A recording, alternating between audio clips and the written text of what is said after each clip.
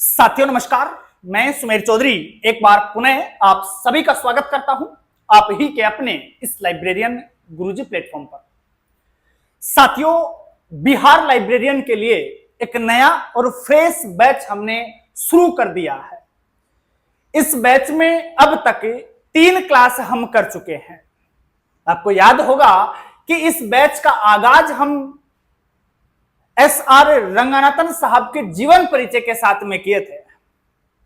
रंगानाथन साहब का जीवन परिचय हमने पहली क्लास में बहुत अच्छे से तैयार किया और उसके बाद उनके ही द्वारा 1931 में दिए गए 5 लॉज ऑफ लाइब्रेरी साइंस को भी प्रारंभ कर लिया था। पुस्तकालय और सूचना विज्ञान के 5 सूत्रों में से पिछली 2 क्लासों में हम 2 सूत्र पढ़ चुके हैं। आज उसी कड़ी में हम थोड़ा सा और आगे बढ़ेंगे और जो शेष 3 सूत्र हैं, तीसरा, चौथा और 5वां, वो इस क्लास के माध्यम से हम बहुत बढ़िया से तैयार करेंगे। 2 सूत्र पढ़ चुके हैं। उम्मीद करता हूं कि दोनों में कहीं पर कोई समस्या किसी भी विद्यार्थी को नहीं होगी। अगर उन 2 में नहीं है तो आज इन 3 सूत्रों में भी समस्या कहीं पर भी आपको नहीं आने वाली है। अगर कोई साथी डायरेक्ट आज इसी क्लास पे आया है तो उससे निवेदन है कि जाए और पहली जो 2 क्लास हुई है इसमें फर्स्ट लॉ और सेकंड लॉ की वो तैयार करके आइएगा। अगर वो तैयार कर लेते हैं तो आपकी ये जो आज की क्लास है वो बहुत अच्छे से तैयार हो जाएगी। आज की क्लास को शुरू करूं उससे पहले मैं आपको थोड़ी सी जानकारी दे दूं। जानकारी देना इसलिए जरूरी हो गया क्योंकि बहुत सारे बच्चे कॉल और मैसेज के माध्यम से पूछ रहे हैं कि सर केवल और केवल लगभग 2.5 से 3 महीने हमें इस एग्जाम की प्रिपरेशन के लिए मिलने वाले हैं, तो हम किस प्रकार से प्रिपरेशन शुरू करें और कहां से शुरू करें। तो साथियों, मैं मानता हूं कि आपके पास लगभग 3 महीने ही हैं और 3 महीनों में भी आपको 250-300 क्लासें कवर करनी है। तो उसके लिए क्या करें, तो देखिएगा, सबसे पहला कार्य है कि आप प्ले स्टोर पर जाएं और वहां से लाइब्रेरियन गुरुजी नाम से जो एप्लीकेशन है उसे डाउनलोड करें। डाउनलोड करने के बाद जैसे ही आप पेड कोर्स में आएंगे आपको स्पेशली बिहार लाइब्रेरियन का ये सेपरेट बैच मिल जाएगा। इस बैच की खास बात क्या है, आपके समय को ध्यान में रखते हुए हमने ये जो कंप्लीट बैच है रिकॉर्ड करके आपको उपलब्ध करवा दिया है। अब आपका मन करे तो और समय के हिसाब से देखिएगा, डेली आप 4 से 5 क्लासें अगर पर डे भी करेंगे तो भी आप अपने सिलेबस को कवर कर जाएंगे। बिहार लाइब्रेरियन का जो बैच है इसकी मैं विशेषताएं एक बार आपको संक्षिप्त में बता देता हूं। बाकी तो जिन छात्रों ने ज्वाइन कर रखा है उन्हें तो भली भांति मालूम है, जो छात्र ज्वाइन करना चाहते हैं उनके लिए मैं एक बार फिर से बता देता हूं। इसके अंदर आपके सिलेबस वाइज वीडियो क्लासेज रहेंगी। लाइब्रेरी साइंस का कंप्लीट सिलेबस रिकॉर्ड करके हमने उपलब्ध करवा दिया है। और बहुत बड़ी बात यह है कि हर क्लास के साथ में हैंड रिटन नोट्स भी आपको अवेलेबल करवाए जा रहे हैं। वो A4 साइज में होंगे, आप आराम से डाउनलोड करो और उनके प्रिंट आउट का ऑप्शन भी हमने आपको दे दिया है, क्योंकि हम जानते हैं कि 2.5-3 महीने आपके पास शेष हैं। आप अगर नोट्स बनाने में बिजी हो गए तो मुझे लगता है नोट्स ही बन पाएंगे, फिर प्रिपरेशन नहीं हो पाएगी और सिलेक्शन तो किसी भी सूरत में नहीं हो सकता। क्योंकि इतने कम समय में, क्योंकि सबसे पहली बात तो आप लेट जागे हैं। जो छात्र 1 साल से तैयारी करते आ रहे हैं उनको तो नोट्स बनाने का समय मिल गया है, लेकिन अब अगर नोट्स बनाने में लग गए तो मुझे लगता है सिलेक्शन से वो कोसों दूर हो जाएंगे। तो इसी चीज को ध्यान में रखते हुए हर क्लास के साथ हमने हैंड रिटन नोट्स अवेलेबल करवा दिए हैं, वो भी प्रिंट आउट ऑप्शन के साथ में। प्रिंट आउट लेकर के अपने नोट्स सामने रखें और फिर क्लास लेकर के अपना पाठ तैयार करें। अब दूसरी विशेषता, टॉपिक वाइज एमसीक्यूज, महत्वपूर्ण प्रश्न भी इसमें शामिल होंगे। कोई भी टॉपिक पढ़ा दिया, जैसे 5 लॉज हमने पढ़ाए हैं उसमें, और अभी यहां तो अब चल रहे हैं इस बैच में तो, लेकिन आपको हमने ये कंप्लीट करवा दिए हैं। इस बैच में जाएंगे तो 5 लॉज हमने करवा दिए हैं, आपको कंप्लीट सिलेबस करवा दिया है, बस आप उनको पढ़ते रहिए। तो जैसे ही 5 लॉज कंप्लीट करवाए हैं उसके बाद में अब तक की विभिन्न परीक्षाओं में यहां से कैसे कैसे सवाल बनकर आए हैं और कैसे कैसे आ सकते हैं, वो सारे के सारे सवाल भी हमने डाल दिए हैं। ना सिर्फ 5 लॉज के, प्रत्येक टॉपिक के साथ में हमने एमसीक्यूज भी आपको करवा रखे हैं और एग्जाम तक और भी करवाते रहेंगे। तो आप ये सारे तैयार कर सकते हैं साथ साथ। साथ ही मैं बता चुका हूं कि आपको नोट्स मिल जाएंगे, प्रिंट आउट ऑप्शन के साथ में रहेंगे।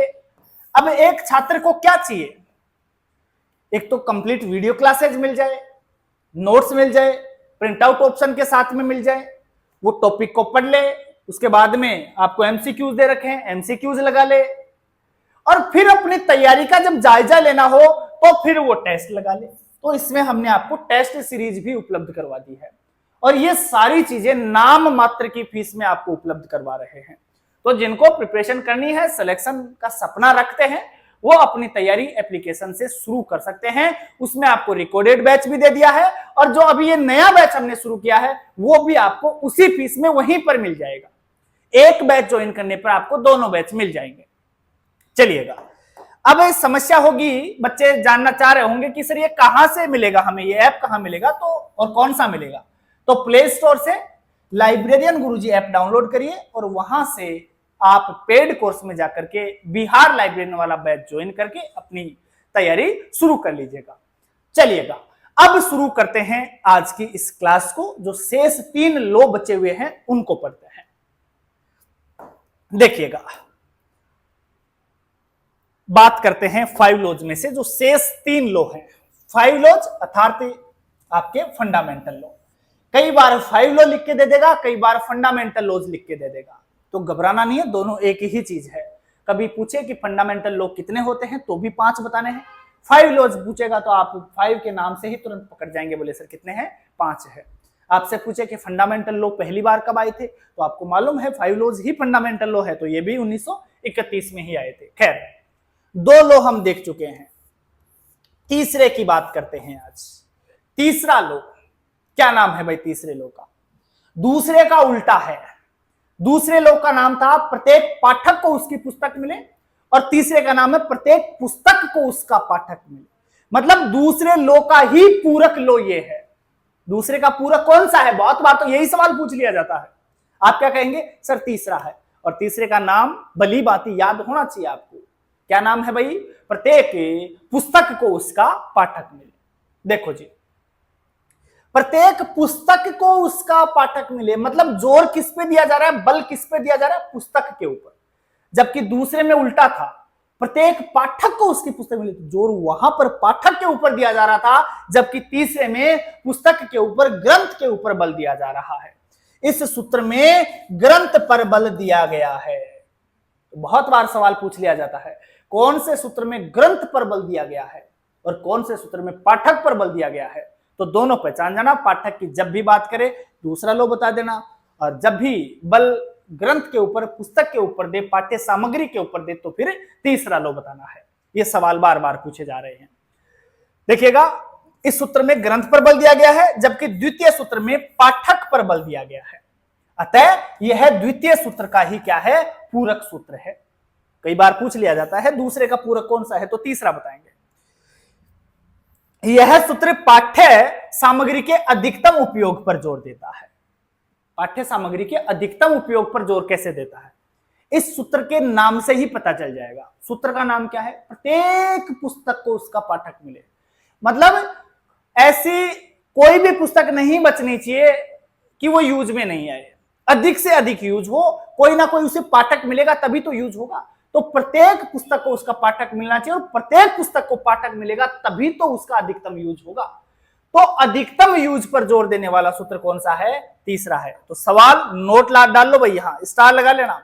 बार बार पूछा जा चुका है। क्या था सवाल की लैंग्वेज, क्या रहती है? देखिएगा, यहां दे देगा कि कौन सा सूत्र पाठ्य सामग्री के अधिकतम उपयोग पर जोर देता है।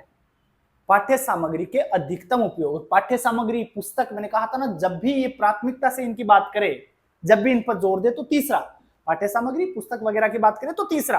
तो पाठ्य सामग्री पर अधिकतम उपयोग कौन सा सूत्र बताएंगे? तीसरा सूत्र बताएंगे। चलिएगा, छोटी छोटी बातें लेकिन महत्वपूर्ण बातें। रंगानाथन के शब्दों में ग्रंथ की तकदीर किसके हाथ में होती है भाई? पाठक के हाथ में होती है।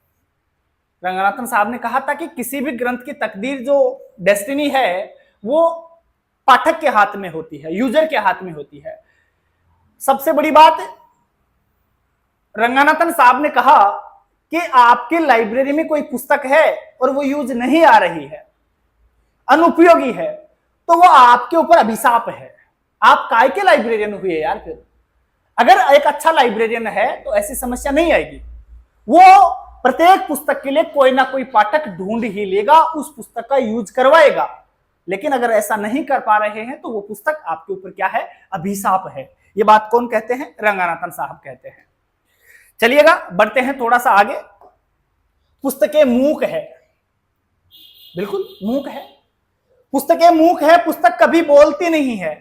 पुस्तक बोलकर आपको कभी यह नहीं बताएगी कि मुझे आप पढ़िए, मैं इस विषय की पुस्तक हूं, मैं इस अलमारी में रखी हुई हूं, कभी नहीं बताएगी। पुस्तकें मूक है, ये आपकी जिम्मेवारी बनती है, एक लाइब्रेरियन की जिम्मेवारी बनती है कि उस पुस्तक को वो पाठक तक पहुंचाए, उस पुस्तक की जानकारी पाठक को दे, भले ही वो संदर्भ सेवा के माध्यम से दे या किसी और तरीके से दे।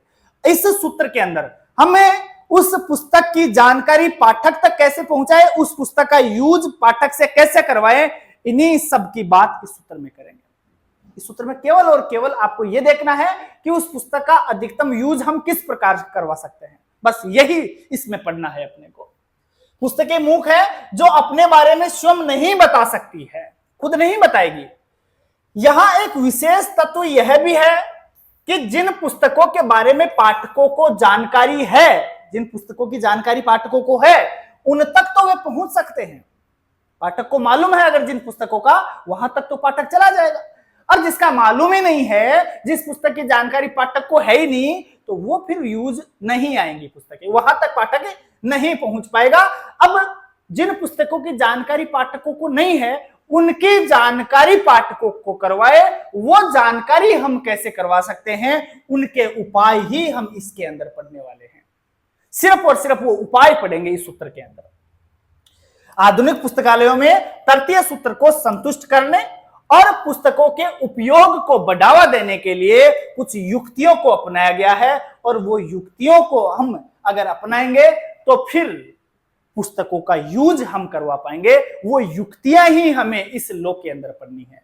कौन कौन सी युक्तियां हैं, वो कौन कौन से उपाय हैं, ये सिर्फ और सिर्फ उपाय इसमें हमें पढ़ने हैं।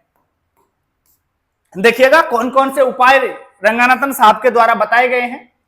पहला इन्होंने बताया बुक सिलेक्शन, ग्रंथ चयन वाला उपाय बताया। कैसे?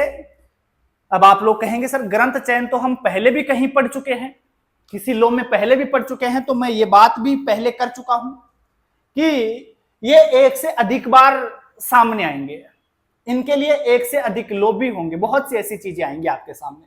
तो देखो यहां दिया है बुक सिलेक्शन, ग्रंथ चयन।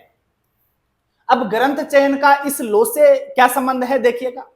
लो का नाम है प्रत्येक पुस्तक को पाठक मिले। आपको लाइब्रेरी में ऐसे ग्रंथों का चयन करना है कि उसे कोई ना कोई पाठक जरूर से मिल ही जाए। अगर आलतू फालतू की किताब ले आओगे, उस तरीके का पाठक आपकी लाइब्रेरी में आता ही नहीं है, तो फिर आप उसके लिए पाठक कहां से ढूंढेंगे? तो बुक सिलेक्शन भी उसके लिए जरूरी है ना। मान लीजिए आपकी लाइब्रेरी में कोई पाठक आ रहा है, लाइब्रेरी साइंस की तैयारी करने वाला, लाइब्रेरियन की तैयारी करने वाला कोई पाठक आता है, और आप उससे सजेस्ट करेंगे, आपने किताबें ले रखी हैं संस्कृत की, लाइब्रेरी में पाठक आ रहे हैं लाइब्रेरियन की तैयारी करने वाले, आप बुक सिलेक्शन करके ले आते हैं संस्कृत वाली बुक्स का, और फिर उस पाठक से कहें कि बोले लो आपके काम की बुक है ये संस्कृत वाली, तो क्या वो पाठक पढ़ेगा? उसे नहीं पढ़ेगा ना। तो ऐसी पुस्तकों का चयन करें जिन्हें पाठक मिलने की संभावना हो। जिस प्रकार के पाठक आपकी लाइब्रेरी में आते हो, उन्हीं के अकॉर्डिंग आप पुस्तकों का चयन करें, ताकि प्रत्येक पुस्तक को कोई ना कोई पाठक जरूर से मिल ही जाए, अवश्य ही मिल जाए। तो बुक सिलेक्शन इसलिए जरूरी है। उसके बाद क्लासिफाइड अरेंजमेंट। अगर आपका अरेंजमेंट सही नहीं होगा तो पुस्तक होते हुए भी पाठक तक नहीं जाएगी। अगर आपने व्यवस्थापन सही कर रखा है, अरेंजमेंट क्लास नंबर के हिसाब से कर रखा है, तो फिर वो पुस्तक पाठक तक पहुंच जाएंगी, पाठक उसे फिर ढूंढ ही लेगा। तो ये भी जरूरी है। ओपन एक्सेस सिस्टम, मुक्त प्रवेश प्रणाली होनी चाहिए। कैसे, इससे क्या फायदा होगा, प्रत्येक पुस्तक को पाठक कैसे मिलेगा। ओपन एक्सेस सिस्टम आजकल तो बहुत जरूरी हो गया है। जो बड़ी बड़ी लाइब्रेरीज हैं, यूनिवर्सिटीज की लाइब्रेरीज हैं, या फिर वैसे कोई पब्लिक लाइब्रेरी जो बड़ी हो, वो हो, सब में ओपन एक्सेस सिस्टम लागू कर दिया गया है। क्यों भाई, इससे फायदे क्या हैं? इससे एक तो बहुत सारे फायदे हैं। ये लगभग हर लॉ में ही लागू हो जाती है ओपन एक्सेस सिस्टम, समय भी बचता है। और अभी तीसरे लॉ से अगर रिलेट करें तो देखना आप, ओपन एक्सेस सिस्टम तीसरे लॉ से कैसे रिलेट होगा कि मान लीजिए लाइब्रेरी के अंदर कोई पाठक आया, उसे साइंस में कोई पुस्तक चाहिए थी, वो सीधी अलमारी के पास चला गया। अलमारी के पास से पुस्तक का नाम मालूम है, उसे टाइटल पता है या फिर ऑथर का नाम पता है, सीधा जाएगा और वो पुस्तक निकालेगा। साइंस विषय की पुस्तक निकाली। ओपन एक्सेस सिस्टम का मतलब क्या है, वहां आसपास में उसी विषय की किताबें और रखी हुई है। अगर पाठक स्वयं उस अलमारी तक जाएगा तो जो किताब लेना चाह रहा है उसके आसपास में ऐसी ही किताबें और रखी हैं जिनकी जानकारी पाठक को पहले नहीं थी। जैसे ही पुस्तक के पास गया, वहां दूसरी किताबें उसके काम की और मिल गई, और काम की किताबें जैसे ही मिली तो उसे पता चल गया ना, तो एक दूसरी किताब को और पाठक मिल गया। लेने दूसरी आया था लेकिन एक और किताब उसे मिल गई, तो एक के बजाय वो फिर दो किताबें वो और लेगा, तो दो किताबों को भी तो पाठक मिल गया ना। तो प्रत्येक पुस्तक को, तो जो किताबें अनयूज्ड थी उनको भी पाठक मिल गया, जबकि पाठक को पहले इसकी जानकारी थोड़ी थी। वो आया, ओपन एक्सेस सिस्टम के माध्यम से पुस्तक तक पहुंचा तभी। ऐसे ही कैटलॉग में देखेगा, कैटलॉग में ज्योग्राफी की पुस्तक देख रहा है किसी विशेष लेखक की, जैसे ही कैटलॉग में आया उसने देखा कि यार ज्योग्राफी की तो बहुत सारे लेखकों की और भी किताबें हैं, हो सकता है मेरी ये भी काम की हो, तो सीधा उन किताबों तक भी वो पहुंच सकता है। तो इस तरीके से ओपन एक्सेस सिस्टम के माध्यम से भी प्रत्येक पुस्तक को कोई ना कोई पाठक मिल जाता है, तो ये भी काम में आता है। कैटलॉग सूची के माध्यम से, अगर सूची सही तरीके से बनाएंगे तो उसे भी बिल्कुल पुस्तकों को पाठक मिलेगा। अगर कोई पुस्तक लाइब्रेरी में है और उसमें आपने कैटलॉग के अंदर नाम ही नहीं डाल रखा, तो फिर कहां से पकड़ेगा, पाठक को पता कैसे चलेगा। पाठक तो सूची से ही तो ढूंढेगा पुस्तक को, और सूची में आपने नाम ही नहीं डाला पुस्तक का, तो फिर वो तो पड़ी रहेगी, अनयूज्ड हो गई ना। तो कैटलॉग भी बिल्कुल जरूरी है। उसके अलावा संदर्भ सेवा, जो रेफरेंस सर्विस है, वो भी बिल्कुल काम में आती है। प्रत्येक पुस्तक को कोई ना कोई पाठक जरूर मिलता है इसके माध्यम से। अब संदर्भ सेवा से कैसे मिलता है, देखो संदर्भ सेवा का सीधा सीधा अगर अर्थ समझे तो संदर्भ सेवा का अर्थ है कि किसी पाठक को व्यक्तिगत रूप से मार्गदर्शित करें, व्यक्तिगत रूप से मार्गदर्शन प्रदान करें। किसी पाठक को कोई जानकारी चाहिए तो हम उस पाठक का व्यक्तिगत रूप से मार्गदर्शन करें कि आपके लिए ये वाली बुक बेस्ट है। लाइब्रेरियन की प्रिपरेशन करने वाला विद्यार्थी है, लाइब्रेरियन के पास वहां जाएगा और पूछेगा सर मुझे इस विषय की कोई पुस्तक चाहिए, तो लाइब्रेरियन उसकी मदद करेगा ना। वो कहेगा कि यार आपके लिए देखो हमारी लाइब्रेरी में लाइब्रेरी साइंस की ये वाली बुक भी है, ये वाली बुक भी है, ये आप पढ़ सकते हैं। तो रेफरेंस सर्विस प्रदान करेगा, व्यक्तिगत रूप से उसकी मदद करेगा, तो इससे भी पुस्तक को पाठक मिल जाएगा। तो ये सारी चीजें काम में आती है, ये युक्तियां हैं। इनके अलावा भी अभी और भी बहुत सारी हैं। कौन कौन सी हैं देखिएगा। पॉपुलर डिपार्टमेंट, सवाल पूछ लिया जाता है।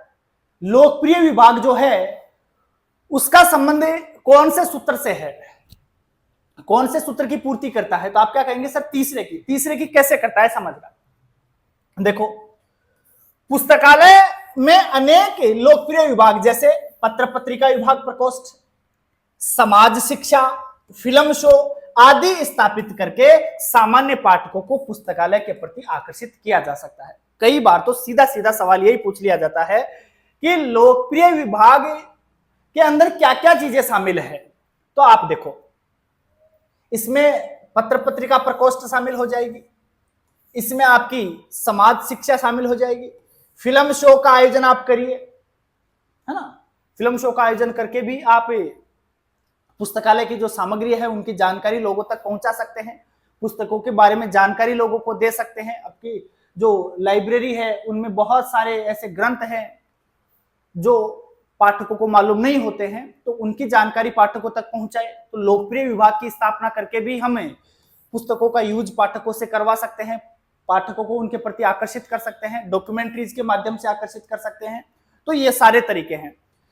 नए पाठकों के आने से ऐसे अनेक ग्रंथों को पाठक प्राप्त होने की संभावना बढ़ जाती है जो अब तक बिना उपयोग में पड़े थे, जो अब तक काम में नहीं आ रहे थे। आपने लोकप्रिय विभाग के माध्यम से पुस्तकों से अवगत कराया, पाठकों को अट्रैक्ट किया, पाठक लाइब्रेरी में आए, तो वो पुस्तकें भी अब काम में आने लग गई है जो अब तक काम में नहीं आ रही थी। तो लोकप्रिय विभाग से भी ये फायदा होता है। उसके अलावा अगर बात करें तो आप यहां एक्सटेंशन सर्विस की भी बात कर सकते हैं। तो एक्सटेंशन सर्विस का संदर्भ भी कौन से सूत्र से है? तीसरे से है। एक्सटेंशन सर्विस मतलब प्रसार सेवाएं। तो प्रचार और प्रसार दोनों का संबंध तीसरे लो से है, याद रखना इस चीज का। प्रचार और प्रसार, विस्तार सेवाएं, है ना, एक्सटेंशन सर्विस। आधुनिक जन पुस्तकालय सामाजिक केंद्र अथवा सामुदायिक केंद्र के रूप में कार्य करते हैं। बिल्कुल करते हैं, सबको पता है, सामाजिक केंद्र के रूप में और एक सामुदायिक केंद्र के रूप में लाइब्रेरी काम करती है। इस प्रकार पारंपरिक पुस्तकालय सेवा के अतिरिक्त व्याख्यान का आयोजन आप करें, व्याख्यान आयोजित करें आप, संगीत का आयोजन करें आप, नाटक प्रदर्शनियों का आयोजन आप करें, इन सब का आयोजन करते हैं। एक्सटेंशन सर्विस में ये सब शामिल होंगी। क्या क्या शामिल होंगे? व्याख्यान शामिल होंगे, संगीत शामिल होगा, नाटक होगा, प्रदर्शनियां होंगी, और इसके अलावा जो निरक्षर वगैरह है, निरक्षरों के लिए पुस्तकों और समाचार पत्र जो हैं इनका वाचन भी हम करते हैं। जो अनपढ़ लोग हैं उनके लिए समाचार पढ़ते हैं हम, वाचन का जो कार्य है, ये सब के सब किस में शामिल होंगे? एक्सटेंशन सर्विस में शामिल होंगे, विस्तार सेवाओं में शामिल होंगे। तो इनका आयोजन करवाना है। इनका आयोजन करवाएंगे तो पाठक अट्रैक्ट होंगे, अट्रैक्ट होंगे तो लाइब्रेरी में आएंगे, लाइब्रेरी में आएंगे तो किसी ना किसी पुस्तक को नया पाठक मिल जाएगा। इसी प्रकार बच्चों को कहानियां और अन्य रोचक सामग्री का वाचन किया जाता है। इन सब को विस्तार सेवाओं का नाम दे दिया गया है। ये सब के सब किस में शामिल होंगे? विस्तार सेवाओं में शामिल होंगे। इनके द्वारा अनेक संभाव्य पाठकों को पुस्तकालय की ओर आकर्षित करके वास्तविक पाठकों में परिवर्तित करके तीसरे सूत्र को संतुष्ट किया जा सकता है। संभावित पाठक थे, आपको लग रहा है, संभावना थी कि यार ये पाठक बन सकता है, बस हम थोड़ा सा इसे मोटिवेट कर दें, थोड़ा सा हम अट्रैक्ट इसे कर लें, एक्सटेंशन सर्विस के माध्यम से कर लें या फिर किसी अन्य युक्ति के माध्यम से कर ले। लेकिन अगर हम उसे लाइब्रेरी तक लेकर आ गए और उसे रेगुलर पाठक बना लिया तो पक्का है किसी ना किसी पुस्तक को पाठक जरूर मिलेगा। तो ये सारी चीजें दिमाग में रखनी है भाई। ये सब के सब पूछे जाते हैं आपसे, बहुत सारी परीक्षाओं में पूछे जाएंगे। चलिएगा थोड़ा सा और भी आगे बढ़ लेते हैं और बात करते हैं 8वीं युक्ति की। 8वीं युक्ति है आपका पुस्तकालय प्रचार। प्रचार के बिना तो आजकल कोई काम ही नहीं होता। लाइब्रेरी में अगर कोई नई पुस्तक आई है, आपने उसका प्रचार नहीं किया, पाठकों के सामने प्रदर्शनी न लगाई, प्रदर्शनियां नहीं लगाएंगे तो फिर पुस्तक का मालूम कैसे चलेगा? प्रदर्शनी लगा देंगे तो पाठक को पता चलेगा और वो उसे पढ़ेगा अगर उसके काम की हुई तो। और किसी ना किसी पाठक की तो काम की कोई ना कोई पुस्तक जरूर से ही होगी। तो प्रचार प्रसार करेंगे, लाइब्रेरी का प्रसार करेंगे, उसकी सामग्री का प्रचार प्रसार करेंगे तो पाठक अट्रैक्ट होंगे, और पाठक अट्रैक्ट होंगे तो लाइब्रेरी में आएंगे, लाइब्रेरी में आएंगे तो पुस्तकें पढ़ेंगे भाई। जिस प्रकार प्रचार आधुनिक व्यापार का एक साधन है, उसी प्रकार पुस्तकालय में संग्रहित प्रत्येक ग्रंथ के लिए पाठक प्राप्त करने के लिए भी प्रचार एक महत्वपूर्ण साधन सिद्ध हो सकता है। बिल्कुल, प्रचार के बिना तो कुछ भी संभव ही नहीं है। रंगानाथन के अनुसार देखो, रंगानाथन के अनुसार आज जब पुस्तकालय अपना कार्य क्षेत्र बढ़ा रहा है, अपना दृष्टिकोण परिवर्तन कर रहा है, ऐसी स्थिति में प्रचार के अभाव में जनता को वर्तमान गतिविधियों की जानकारी प्राप्त नहीं हो सकती है।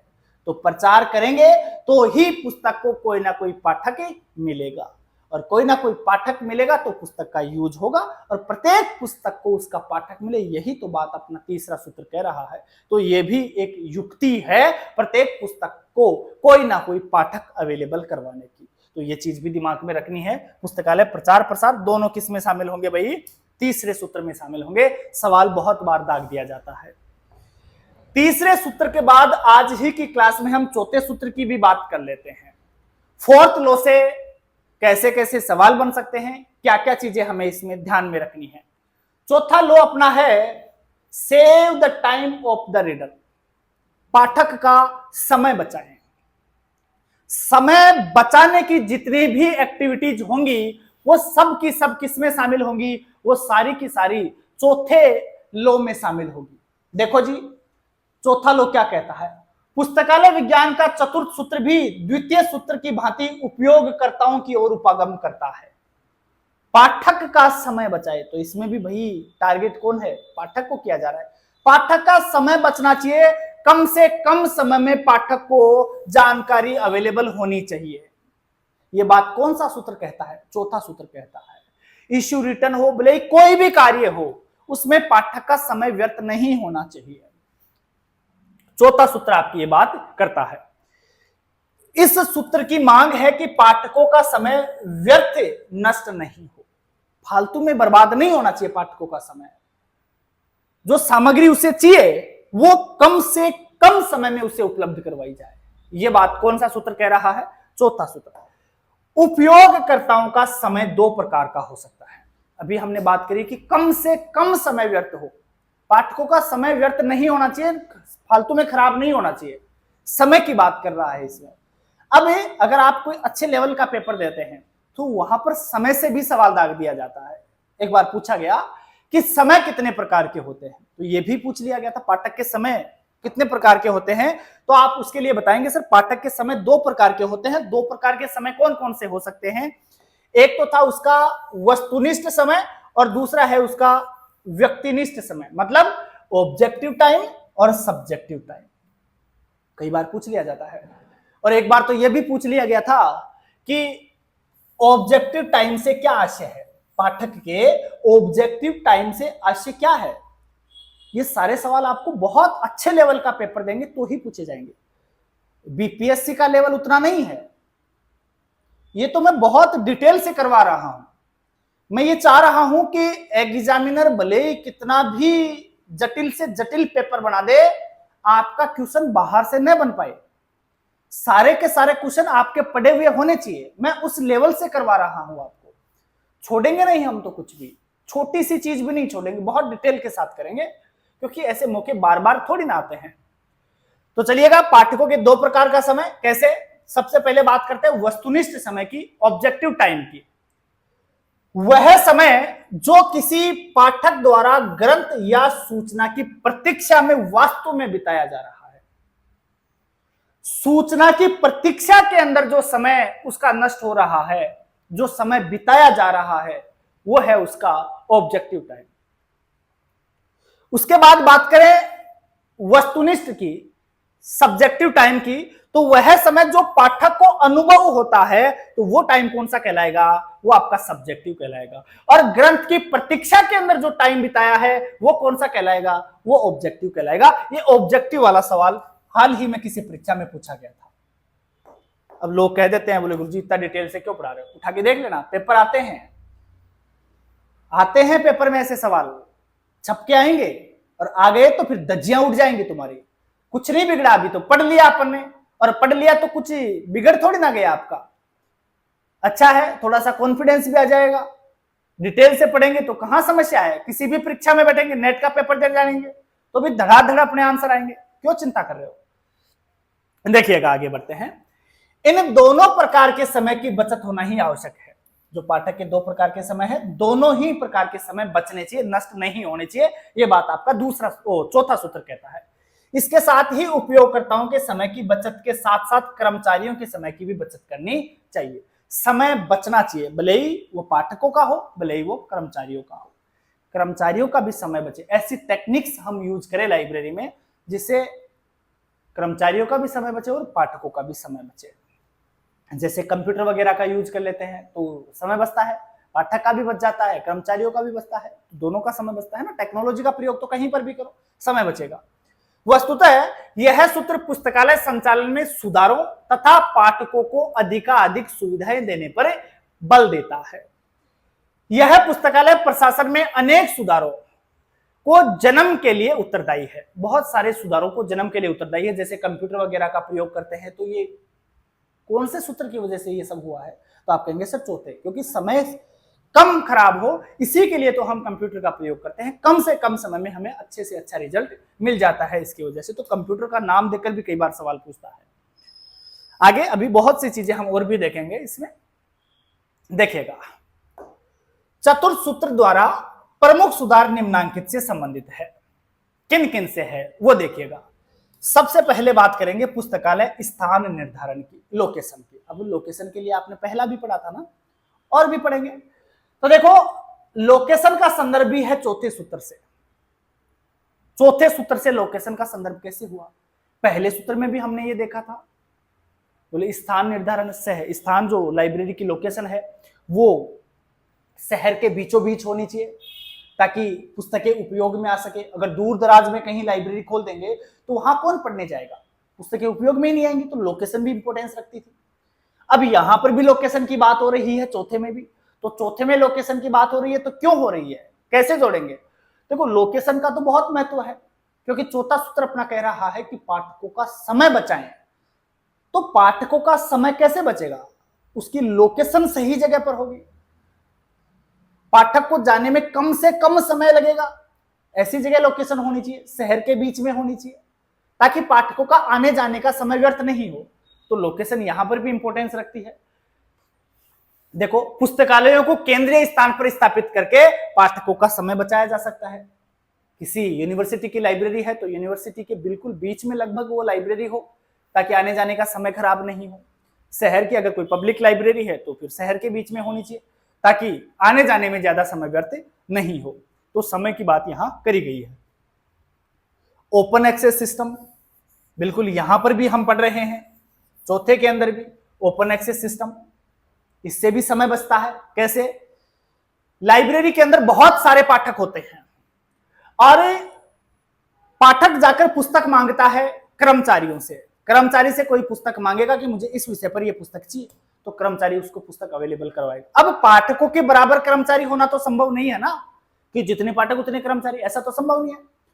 मान लीजिए 100 पाठक पुस्तक मांग रहे हैं किसी कर्मचारी से, तो उनको पुस्तक देने में तो समय लगेगा ना। एक को दे रहा है तो बाकी लोगों को इंतजार करना पड़ेगा, फिर दूसरे को दे रहा है तो जो शेष बच गए उनको इंतजार करना पड़ेगा, तो उनका समय तो नष्ट हो रहा है।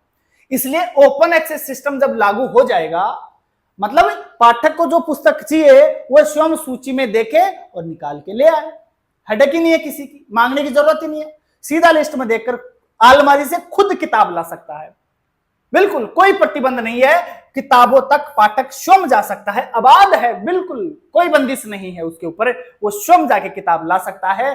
तो उसे इंतजार नहीं करना पड़ेगा, उसका समय वहां पर बच जाएगा। इसलिए ओपन एक्सेस सिस्टम से भी समय बचता है।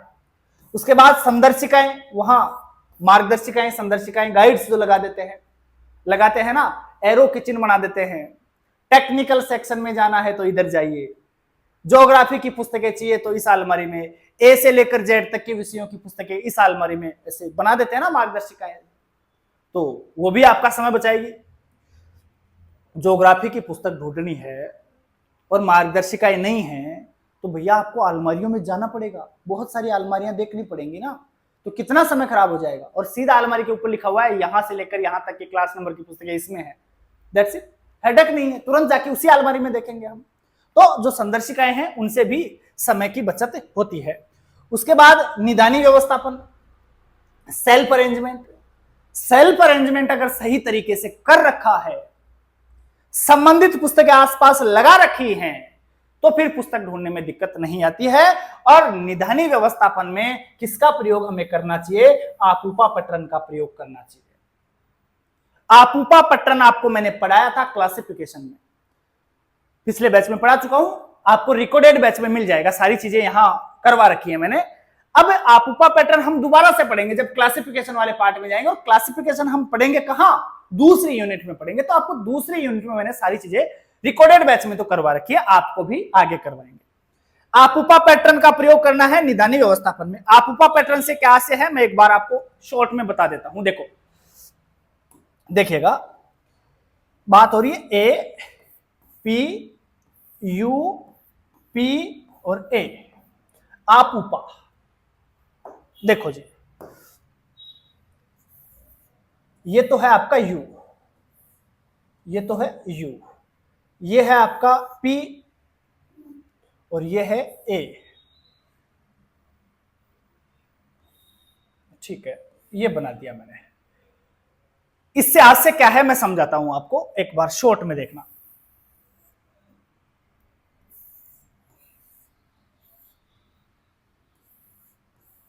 देखिए ये यू क्या है, ये यू जो है वो है कोर सब्जेक्ट।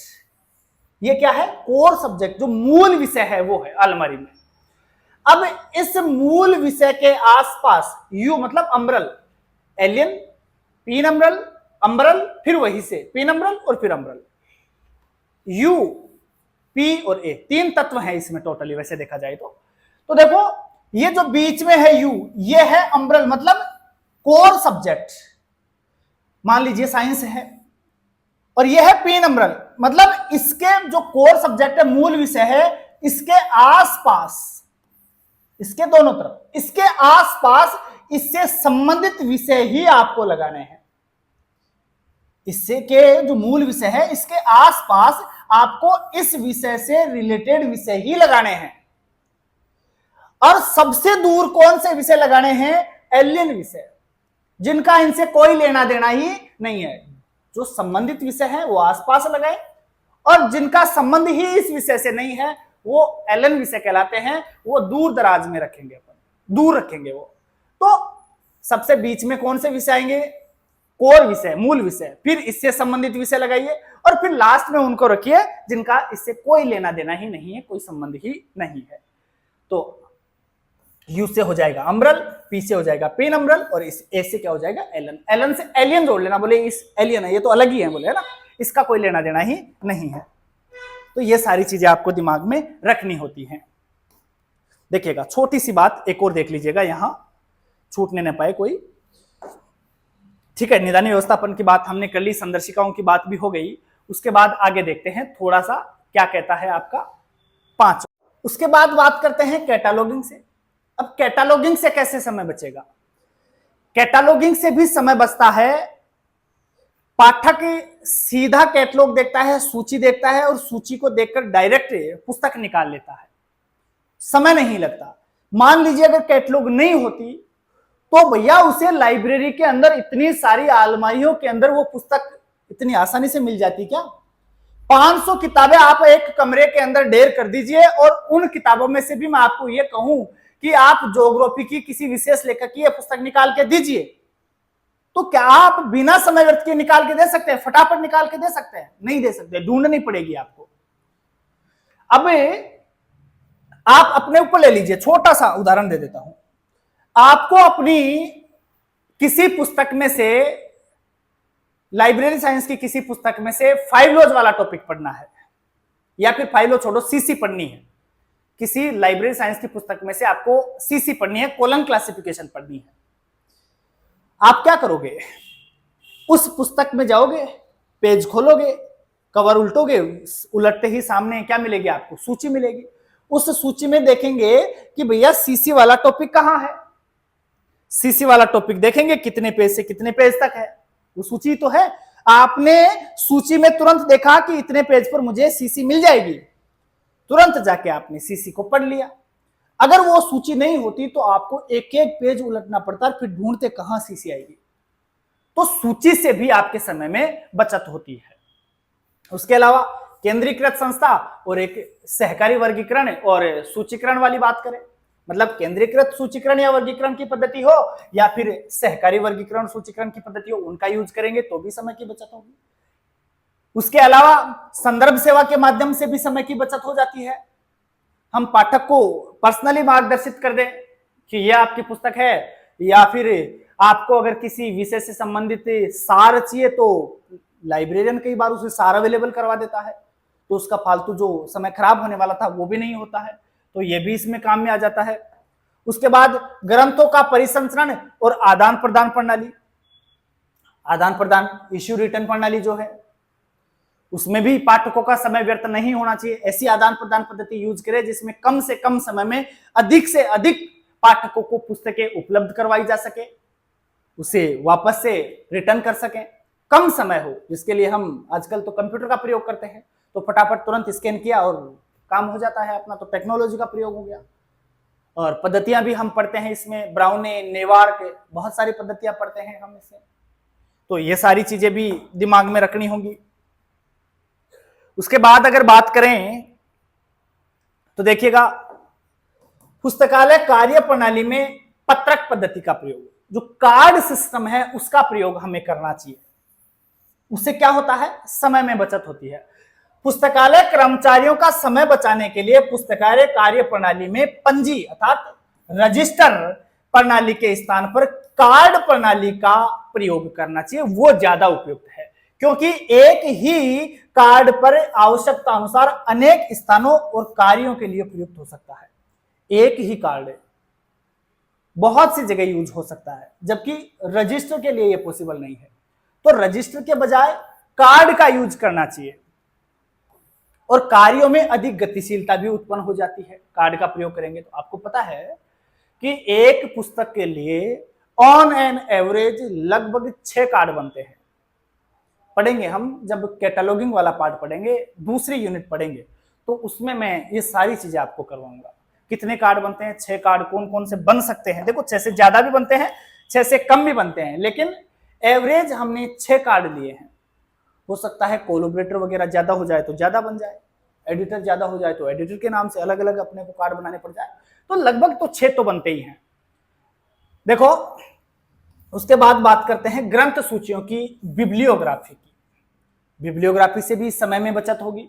पुस्तकालय कर्मचारियों द्वारा पाठकों की मांग अथवा संभाव्य उपयोग पर आवश्यकता अनुसार अध्ययन सूचियां, रीडिंग लिस्ट संकलित करनी चाहिए। संभावित किस पर, उपयोग पर रीडिंग लिस्ट बनानी चाहिए।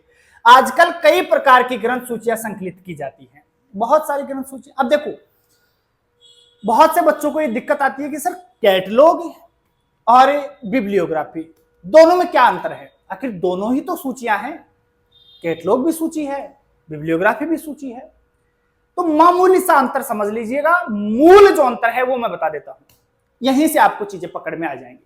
देखो कैटलॉग तो क्या है, कैटलॉग तो वो है आपकी लाइब्रेरी के अंदर जितनी भी पुस्तकें हैं उनकी सूची को तो हम क्या कहते हैं, कैटलॉग कहते हैं।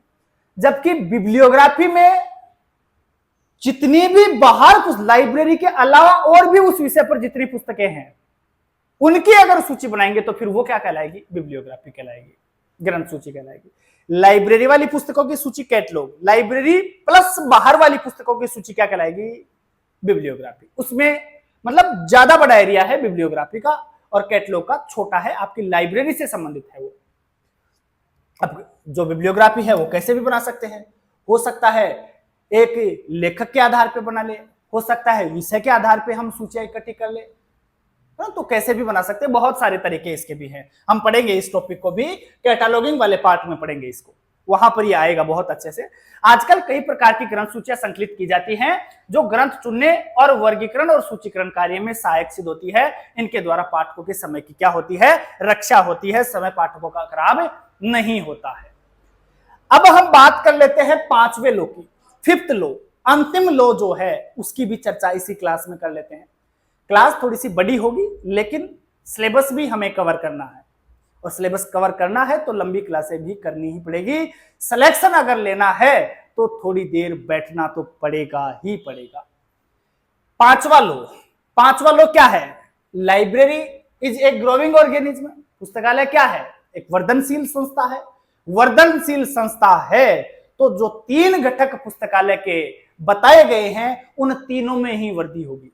अब 3 घटक कौन कौन से होते हैं, पुस्तक, पाठक और कर्मचारी। पुस्तक, पाठक और कर्मचारी, पुस्तकों में भी वृद्धि होगी, वर्धनशील संस्था है तो दिन प्रतिदिन वृद्धि होती रहेगी। पुस्तकों में वृद्धि होगी, पाठकों में भी हमेशा लाइब्रेरी में वृद्धि होती रहती है, और पुस्तकों में और पाठकों में दोनों में अगर वृद्धि हो रही है तो हमें फिर कर्मचारियों में भी वृद्धि करनी पड़ेगी। तो तीनों ही घटकों के अंदर वृद्धि होगी। इन तीनों घटकों में कैसे कैसे क्या क्या चीजें होती है वो हम इस लॉ में पढ़ेंगे। देखो जी, रंगानाथन के शब्दों में। अब ये नोट कर लेना भाई, ये चीज पूछी जाती है परीक्षा में। एक विकासशील संगठन नई सामग्री ग्रहण करता है, पुरानी सामग्री का त्याग करता है, अपने आकार में परिवर्तन करता है और नई शकल तथा स्वरूप ग्रहण करता है। यह कथन किसका था और किसके लिए था? यह सवाल 50 बार पूछा जा चुका है।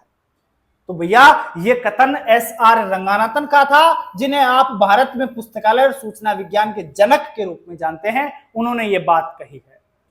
यह बात कौन से लोग के लिए लागू होती है? आप कहेंगे सर 5वीं, क्योंकि वर्दी की बात हो रही है ना। नया स्वरूप, नया ग्रहण करेगा तो वर्दी होगी, विकासशील संगठन में नई सामग्री आएंगी तो फिर बढ़ेगी। तो ये बातें हो रही है किसके लिए, कौन से लॉ के लिए? 5वें लॉ के लिए हो रही है। वर्दी की जितनी भी बातें होंगी वो सब की सब कहां जाएंगी? 5वें लॉ में जाएगी। अब समझो, वर्दी का अर्थ जीवन है। जीवंत सत्ता में वर्दी अथवा विकास 2 प्रकार का होता है। वर्दी या विकास 2 प्रकार का होगा। 2 प्रकार का कैसे? एक तो होगा बाल विकास, एक होगा वयस्क विकास। एक तो कौन सा है? बाल विकास है और एक है वयस्क विकास। अब मुझे यह बताओ कि ज्यादा आसान है बाल विकास को देखना है या वयस्क विकास को देखना है? आप तुरंत बता देंगे, बोले गुरुजी बाल विकास तो तुरंत पता चल जाता है, दृष्टिगोचर है, लेकिन वयस्क विकास का पता बहुत मुश्किल से चलता है, बहुत कम दृष्टिगोचर है। तो कई बार तो सवाल पूछ लिया जाता है कि दृष्टिगोचर है बाल विकास है कि वयस्क विकास? दृष्टिगोचर है, दिखता है जो जल्दी, बाल विकास। एक छोटा सा बच्चा है, बेसिक उदाहरण देता हूं आपके समाज से ही रिलेटेड। छोटा सा बच्चा है आपके रिलेशन में, कोई भी, वो पैदा हुआ तब आपने उसे देखा और लगभग साल भर बाद आप फिर देख रहे हैं उसे, तो आप जाके कहेंगे बोले यार काल परसों तो छोटो सो हो, है ना, तू इतना बड़ा कैसे हो गया? कल परसों तो छोटा सा था और तू तो बहुत बड़ा हो गया यार। मतलब आपको स्पष्ट दृष्टिगोचर हुआ बाल विकास, तुरंत पता चल गया, उसमें विकास नजर आ गया। और बड़ों में यह विकास नजर नहीं आता, वयस्क के अंदर यह विकास नजर नहीं आता।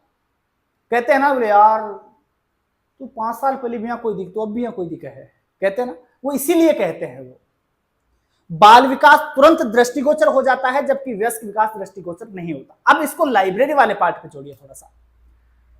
बाल विकास से क्या से है? मान लीजिए लाइब्रेरी आपकी नई खुली है, नई लाइब्रेरी खुली है, आपने अपनी लाइब्रेरी में 10,000 पुस्तकें मंगवाई है। शुरुआत में 10,000 किताबें आपकी लाइब्रेरी में आई है, वो बाल विकास है।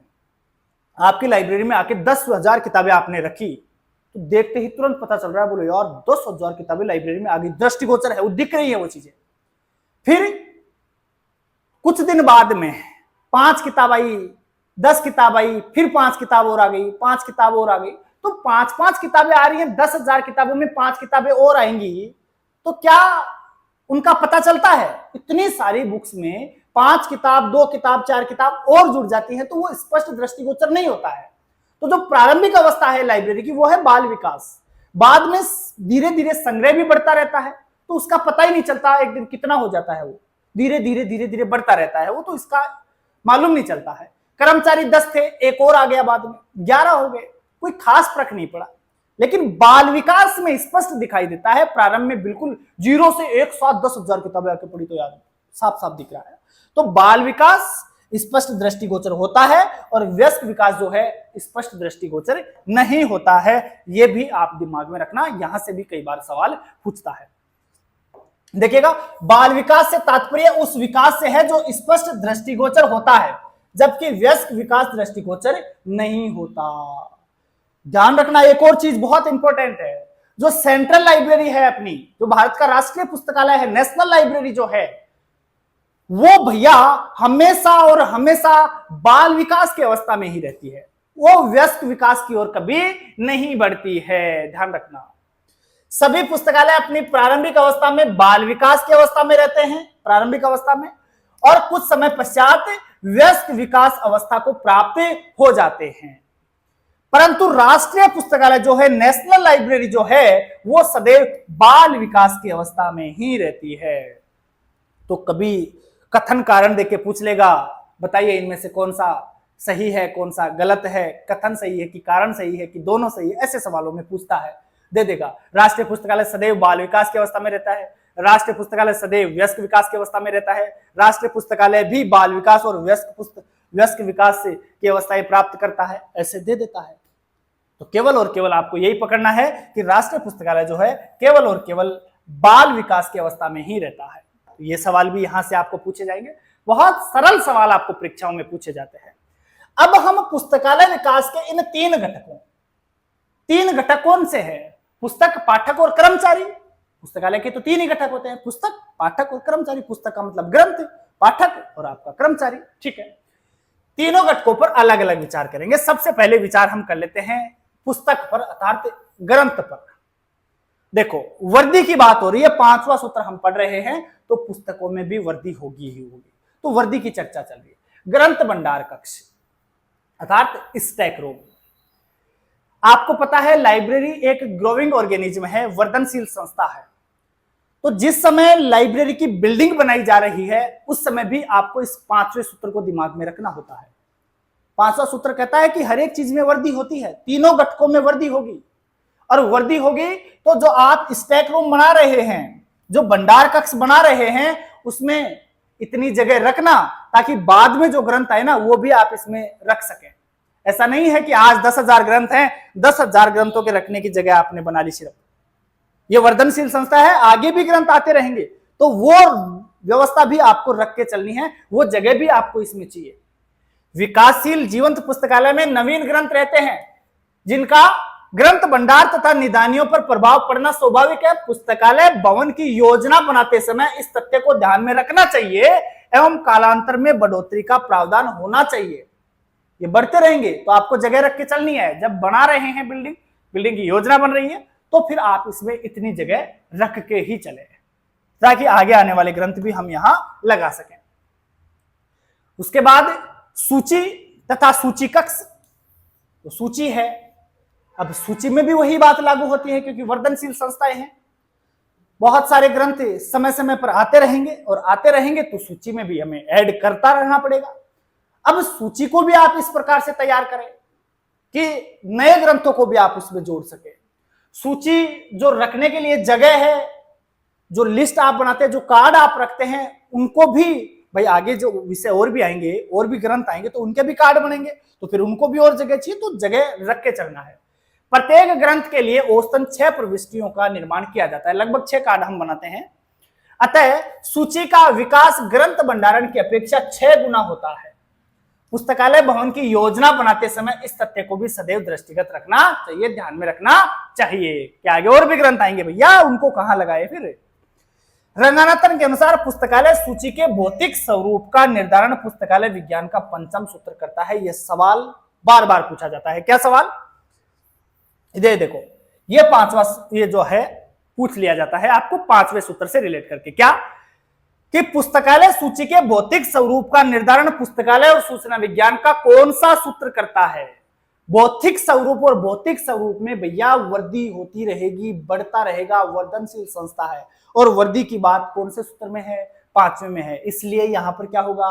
पांचवा सूत्र होगा। ये बात किसने कही थी? रंगानाथन ने कही थी। रंगानाथन ने क्या कहा कि पुस्तकालय सूची के भौतिक स्वरूप का निर्धारण पुस्तकालय विज्ञान का पांचवा सूत्र करता है, पंचम सूत्र करता है, 5th लॉ करता है।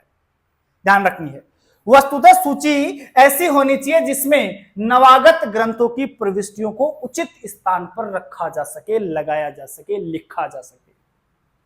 जो नए ग्रंथ आ रहे हैं उसको उचित स्थान पर लगाने की जगह आपको सूची में रख करके ही चलना है। तो ये बात कौन से सूत्र से संबंधित हो गई? पांचवें सूत्र से, क्योंकि वर्धनशील संस्था है, नए ग्रंथ आएंगे भैया। उसके बाद वर्गीकरण तथा सूचीकरण की पद्धति। वर्गीकरण की और सूचीकरण की पद्धति भी ऐसी होनी चाहिए। क्लासिफिकेशन में जैसे मान लीजिए कोई और ग्रंथ आ गया तो क्लासिफिकेशन स्कीम ऐसी होनी चाहिए कि उसमें नए ग्रंथ को भी क्लासिफाइड करने की क्षमता हो। नहीं तो क्या होगा? आपको पूरी सभी मतलब जितनी भी बुक्स हैं सबका क्लासिफिकेशन दोबारा करना पड़ेगा। अगर उस स्कीम में ऐसी सिचुएशन नहीं होगी, ऐसी क्षमता नहीं होगी, तो सूचीकरण पद्धति में भी ये गुण होना चाहिए कि नए ग्रंथों को शामिल वो कर सके, क्योंकि वर्धनशील संस्था है। जो जो पुस्तकालय का विकास होता है इनकी तीव्र आवश्यकता तथा महत्व अनुभव होता है। अतः आरंभ से ही सर्वव्यापी, विकासशील एवं सजग वर्गीकरण पद्धति का चयन हमें करना चाहिए। तो ऐसी वर्गीकरण पद्धति का यूज करना चाहिए जिसमें हमें नए ग्रंथों को शामिल कर सके, वो नए ग्रंथों का क्लासिफिकेशन कर सके, ऐसी क्लासिफिकेशन स्कीम होनी चाहिए और ऐसी सूचीकरण की पद्धति होनी चाहिए कि वो नए जो ग्रंथ आ रहे हैं उनको भी सही जगह पर व्यवस्थित कर सके। इसी प्रकार सूचीकरण के लिए एक सही सूची संहिता का चुनाव आवश्यक है जो नई प्रकार की पाठ्य सामग्री को सूचीकरण के लिए भी उपयोगी सिद्ध हो। बिल्कुल नए ग्रंथ आते रहेंगे। अब पुस्तक के बाद में दूसरा अपना पाठक गण है, मतलब पाठकों की बात करते हैं। पाठकों में सबसे पहले हम किसको लेंगे? अध्ययन कक्ष को लेंगे। भाई एक बात बताओ, पाठकों की संख्या भी बढ़ती जाएगी, हर चीज को वृद्धि से जोड़ना है। यहाँ पाठकों की संख्या भी बढ़ती जाएगी, पाठकों की संख्या बढ़ती जाएगी तो भैया जो पाठकों के लिए कक्ष है, कमरा है, वो भी तो फिर बड़ा होना चाहिए। ऐसा थोड़ी है आज 10 पाठक है, 10 पाठकों के बैठने की जगह तो आपने बना ली, लाइब्रेरी बनाई उस समय। ये भी आपको दिमाग में रखना है, आज 10 है कल को 100 भी होंगे तो भैया उनकी जगह भी हमें लेके चलनी पड़ेगी। ऐसी व्यवस्थाएं भी हमें रखनी है कि आने वाले समय में अगर 100 पाठक हो जाए तो उनकी व्यवस्था हम किधर करें, उनमें भी बिठाने की क्षमता होनी चाहिए। तो वो चीजें भी दिमाग में रखनी है। तो अध्ययन कक्ष, पाठकों की संख्या बढ़ने के साथ साथ विस्तृत अध्ययन कक्ष की आवश्यकता पड़ेगी, बड़ा अध्ययन कक्ष भी चाहिएगा। अतः पुस्तकालय भवन की योजना बनाते समय इस तथ्य को भूलना नहीं चाहिए। तो जब भी वृद्धि की बात होगी, बड़ा होने की बात होगी, जुड़ने की बात होगी, वहां पर कौन सा लो आएगा? 5वां लो आएगा। बस इतना सा दिमाग में रखना है। संदर्भ सेवा, संदर्भ सेवा भी यहां देखो काम में आएगी। कैसे आएगी भाई? पाठकों की संख्या बढ़ती जाएगी, आज 10 है कल को 100 पाठक हो जाएंगे। तो ऐसा तो नहीं है ना कि 100 पाठकों को एक ही लाइब्रेरियन संदर्भ सेवा प्रदान कर दे, सभी पाठकों को रेफरेंस सर्विस प्रदान कर दे, सबकी समस्या सुनकर उनको इंटरेक्ट करे, तो पॉसिबल नहीं। तो पाठकों की संख्या बढ़ेगी तो कर्मचारियों की संख्या भी बढ़ानी पड़ेगी। तो देखो जो जो ग्रंथ संग्रह का विकास होता है, पाठकों को संदर्भ सेवा की अधिक आवश्यकता पड़ेगी। नवागत पुस्तकों में भी पाठकों को परिचित करवाना आवश्यक है, नवागत पुस्तकों से भी परिचित करवाना पड़ेगा। तो फिर उसके लिए कर्मचारी भी ज्यादा चाहिए, तो कर्मचारियों की बात भी हम अभी देखेंगे। उसके बाद ग्रंथ परिसंचरण, पाठकों की संख्या में वृद्धि के साथ साथ ऐसी ग्रंथ निर्गम विधि अर्थात बुक इश्यू सिस्टम की आवश्यकता पड़ती है जिससे शीघ्र अतिशीघ्र अधिक से अधिक पाठकों को ग्रंथ निर्गम किया जा सके। जिसका सबसे बेस्ट इलाज क्या है? कंप्यूटर का उपयोग। कंप्यूटर के माध्यम से हम कम से कम समय में ज्यादा से ज्यादा पाठकों को पुस्तकें अवेलेबल करवा सकते हैं। तो यह भी जरूरी हो गया, शीघ्र अतिशीघ्र अधिक से अधिक पाठकों को ग्रंथ निर्गम और आगम किए जा सके। इस दृष्टि से भारतीय परिस्थितियों में ब्राउने परिसंचरण प्रणाली ठीक बैठती है। ब्राउने हम पढ़ेंगे, जब मैनेजमेंट वाला पार्ट पढ़ेंगे तो वहां पर हम ब्राउने भी पढ़ेंगे, वहां पर हम नेवार्क भी पढ़ेंगे, वहां पर हम 1895 के अंदर ब्राउने पद्धति को भी पढ़ेंगे। आर नीना ब्राउने के द्वारा जो दी गई थी, वहां पर हम सन 1900 के अंदर आने वाली नेवार्क पद्धति को भी पढ़ेंगे जो कि जॉन कॉटन डाना के द्वारा दी गई थी। खैर ये सारी चर्चा कहां होगी? ये सारी की सारी चर्चाएं आपके मैनेजमेंट वाले पार्ट में होंगी, वहां पर पढ़ेंगे ब्राउने सिस्टम और आपका नेवार्क वाला। उसके अलावा रंगानाथन वाली भी बात करेंगे हम, त्रिकार्ड सिस्टम वगैरह भी वहीं पढ़ेंगे। खैर यहां बात हो रही है अबाध प्रवेश प्रणाली की, ओपन एक्सेस सिस्टम। भाई यहां तो सबसे ज्यादा जरूरी हो गया। यहां जरूरी कैसे हो गया भाई? एक बात बताओ, ग्रंथ बढ़ेंगे, पाठक बढ़ेंगे, सारी चीजें ही बढ़ रही हैं, तो अगर इतने सारे ग्रंथ बढ़ गए, इतने सारे पाठक लाइब्रेरी में आ गए, क्या वहां पर कर्मचारी हैंडल कर पाएंगे? एक एक को पुस्तक निकाल निकाल के दे पाएंगे? नहीं ना, बहुत सारा समय खराब भी हो जाएगा उनका। तो फिर पाठकों की संख्या बढ़ने के साथ साथ बंद प्रवेश प्रणाली, क्लोज एक्सेस सिस्टम अव्यवहारिक हो जाती है, काम में नहीं आती भाई साहब। ओपन एक्सेस सिस्टम रखना ही पड़ेगा। इतने सारे पाठक हो गए तो सबको निकाल निकाल के देना तो पॉसिबल नहीं है, तो ओपन एक्सेस सिस्टम बोले खुद जाओ और खुद निकाल के लाओ। अतः अबाध प्रवेश प्रणाली मतलब ओपन एक्सेस सिस्टम को अपनाया जाना आवश्यक है। आधुनिक विशाल जन पुस्तकालयों और विश्वविद्यालय, जो आजकल के जन पुस्तकालय हैं, बड़ी बड़ी लाइब्रेरी जो हैं, या यूनिवर्सिटीज की लाइब्रेरी है, उनके अंदर ओपन एक्सेस सिस्टम ही एकमात्र विकल्प बचा हुआ है। नहीं तो इतनी जो स्ट्रेंथ होती है, इतने जो स्टूडेंट होते हैं, उन सबको तो पुस्तकें निकाल के दे ही नहीं सकते हम। बहुत बहुत टाइम लग जाएगा, तो बहुत सारे कर्मचारी चाहिए उसके लिए। तो ओपन एक्सेस सिस्टम अगर लागू कर दिया तो ये सारी समस्या हल हो जाएगी। पाठक स्वयं सूची में देखेगा और पुस्तक निकाल के पढ़ लेगा। उसके अलावा थोड़ा सा आगे बढ़ते हैं और बात करते हैं कर्मचारियों की। 3 घटक हमने देखे थे, पुस्तक, पाठक और कर्मचारी। पुस्तक और पाठकों की बात कर चुके हैं, बात करते हैं कर्मचारियों की भी। अब सारी चीजें बढ़ेंगी तो भैया कर्मचारी भी बढ़ाने पड़ेंगे, और कर्मचारी बढ़ाने की जब भी बात आएगी तो 5वां सूत्र आ जाएगा। बस बढ़ाने की जब भी बात होगी, वर्दी की जब भी बात आएगी, आप सिर्फ और सिर्फ 5वां सूत्र आंसर लगा दीजिएगा, बिना सोचे समझे। अधिकांश सवाल आपके ऐसे ही ठीक हो जाएंगे। देखो जी, ग्रंथों और पाठकों की बढ़ोतरी के साथ साथ पुस्तकालय कार्य की भी वृद्धि होती है। बिल्कुल होगी भाई, काम भी बढ़ेगा। अतः पुस्तकालय प्राधिकरण को कर्मचारियों की वृद्धि के लिए हमेशा सहर्ष तैयार रहना चाहिए। कर्मचारियों में भी भैया वृद्धि करनी पड़ेगी, काम बढ़ेगा। काम बढ़ेगा तो कर्मचारियों की संख्या भी बढ़ानी पड़ेगी। रंगानाथन ने इसके लिए एक स्टाफ फॉर्मूले का निर्माण किया था। रंगानाथ साहब ने स्टाफ फॉर्मूला दिया था, याद होगा, मैंने पढ़ाया है पिछले बैच में, कंप्लीट करवाया है। रिकॉर्डेड बैच में आपको ये सारी चीजें मिल जाएंगी। स्टाफ फॉर्मूला भी बहुत डिटेल से, एक पूरी क्लास स्टाफ फॉर्मूला पर है। याद होगा 1957 में रंगानाथन साहब ने ये दिया था स्टाफ फॉर्मूला, बहुत डिटेल से, बहुत ट्रिक्स के साथ मैंने आपको वहां पढ़ा रखा है। तो स्टाफ फॉर्मूले का निर्माण भी किया था। इन्होंने बताया था कि कौन से सेक्शन के लिए कितने स्टाफ होने चाहिए, कितने कर्मचारी वगैरह, सारी चीजें इसमें बताई है इन्होंने। तो 1957 में ये दिया था, खैर पढ़ेंगे आगे। तो ये सारी चीजें दिमाग में आप लोगों को रखनी है। जब भी वर्दी की बात आएगी तो आप लोग किसका नाम लेंगे? 5वें लॉ का नाम लेंगे। अब रंगानाथन साहब ने ये जो 5 लॉ दिए थे वो तो हमने देख लिए। रंगानाथन साहब के 5 ये जो नियम है, ये देने के बाद ये समय समय पर और अपडेट हुए हैं। 6वां लॉ भी दिया गया, 5 दोबारा से लॉ और दे दिए गए। ओसीएलसी ने भी इनमें परिवर्तन किए।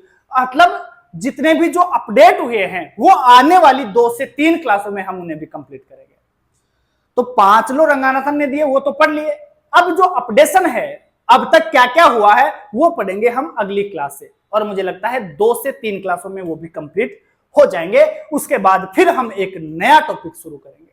क्लास आपको अगर अच्छी लगी हो तो प्लीज लाइक कर दीजिएगा, और हो सके तो प्लीज चैनल को आप सभी लोग सब्सक्राइब जरूर करिएगा। बहुत बहुत आप सभी लोगों का दिल से धन्यवाद। जय हिंद, जय भारत।